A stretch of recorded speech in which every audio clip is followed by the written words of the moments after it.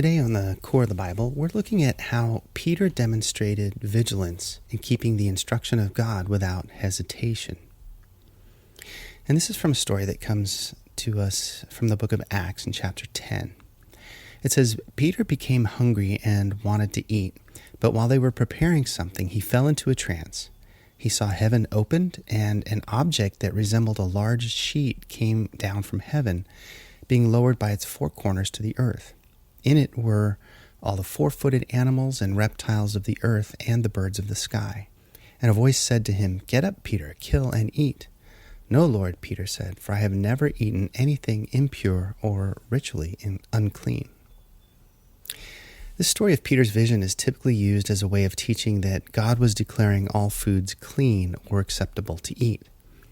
However, looking more closely at the context and the outcome, we can learn some aspects of vigilance in our walk with God. Firstly, it's impressive to see how Peter had maintained his ritual purity throughout his life. He claims to have strictly followed the dietary laws of Leviticus 11 and Deuteronomy 14 without fail. In his day and age, there were many opportunities to eat the wrong foods, even if by accident. There were meats that may have been acceptable for Jews to eat sold in the marketplace, but they may have been contaminated by previously being offered to other gods before being sold. This was a serious issue that Paul deals with in his epistle to the Corinthians in 1 Corinthians 8. Many Jews were challenged to make sure they always knew where their food came from, and this has been the basis of many kosher designations, actually even to this day. So Peter demonstrates that he was always vigilant to ensure he never violated the commands of God. Secondly, Peter understood that this vision presented to him was not about foods that are acceptable or not acceptable to God, but about how God was opening a door to all people for the message of the kingdom to be propagated.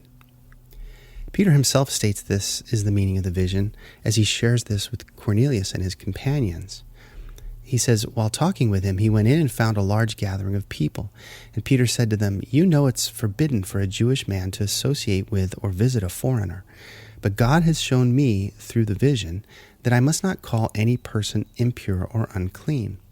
And that's why I came without any objection when I was sent for." Peter began to speak, "Now I truly understand that God doesn't show favoritism, but in every nation the person who fears him and does what is right is acceptable to him."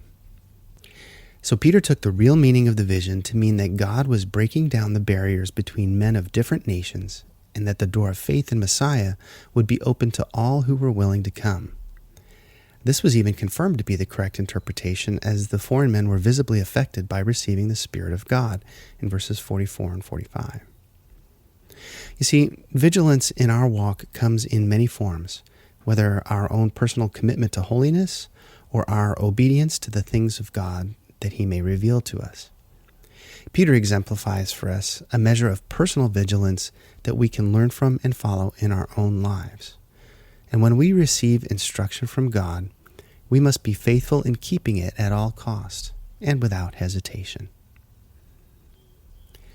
Well, I hope today's insight was helpful for you.